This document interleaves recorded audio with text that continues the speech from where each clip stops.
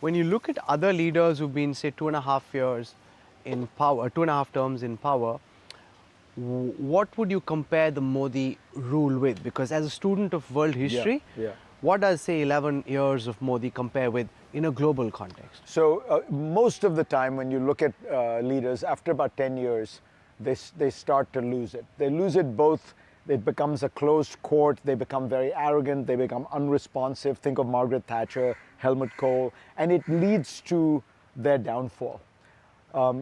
In Modi's case, you don't see that. He's going strong. Part of it is a weak opposition. Part of it is he's very disciplined. This is his life, this is what he does.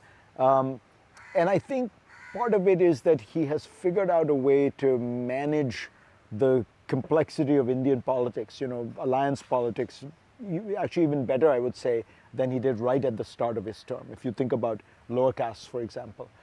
But, one has to say, part of it is he's more disciplined. He's disciplined. He does not seem to be fatiguing when he gets a setback, as the Lok Sabha elections. He learns from it. So there's a degree of kind of vitality that remains. But I suspect that the issue is a weak opposition. Look, I mean, with all this, as you know, the BJP gets, 35-36% of the vote. The Congress gets 25% of the vote.